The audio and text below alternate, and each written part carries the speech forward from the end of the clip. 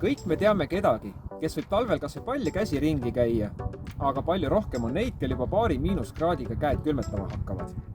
Külmataluvus on väga individuaalne. Käelabad on külma suhtes tundlikud, sest asuvad kehast kaugel ja vereringe on seal loomupäraselt nõrgem. Külmatunnet süvendavad näiteks tuul, higi, aga ka kramplik haare. Siin on sulle mõned soovitused olukorra parandamiseks.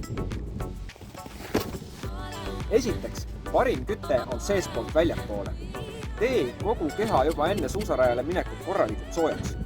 Hüpped koos käteringidega on selleks väga hea harjutus. Hop, hop, hop.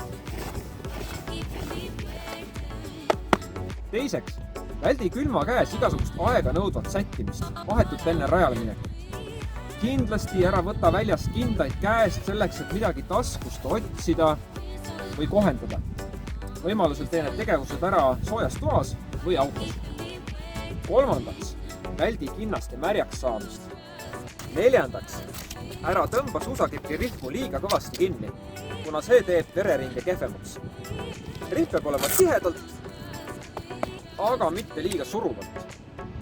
Ja ka sõites püüa säilitada käe vaba liikumist ja vältida kramplikku haaret. Viiendaks, vali kindlasti kindad, mis on pealt tuulekindlad. Paraja soojustusega, aga samas ka seest piisavalt ruumikad.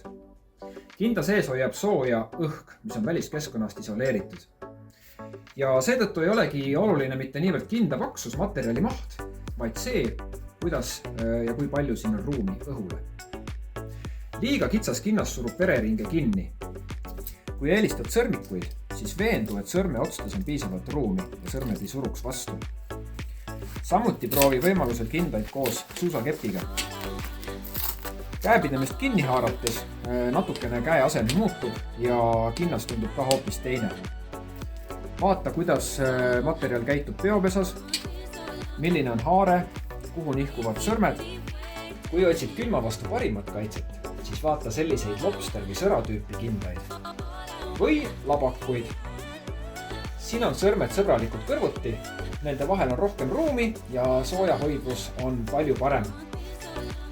Kuigi alguses võib nende kasutamine tunduda natukene harjumatu, siis tegelikult saab nendega väga edukalt suusatada ja inimesed harjuvad paari korraga juba ära. Profid kasutavad selliseid kindaid isegi võistlusolukorras külma ilmaga. Ja kui selliseid kindaid endale valida, siis kindlasti tuleks neid kätte proovida. Proovida kätt haardesse võtta, ümber suusakepi või niisama rusikasse suruda.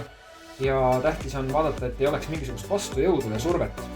Kui käsi liigub vabalt, takistusi ei ole ja sõrmed ei ole väga tugevalt siin otsas kinni, siis need ongi head ja mõnusad kindad. Tähelepanu tasub pöörata ka randmeosale. Osadel on siin takk ja kinnitus, millega saab reguleerida seda kinda asendit käes. Paljud eelistavad selliseid kindaid, millel seda takk ja riva siin ei ole. Ja hea mõte on oma spordikellaga koos proovida kinnast. Siis on täpselt näha, kas randmeosa ulatub kellani, selle peale, selle alla. Ja inimeste eelistused on väga erinevad. Seetõttu alati tasub ise kindaid proovima tulla.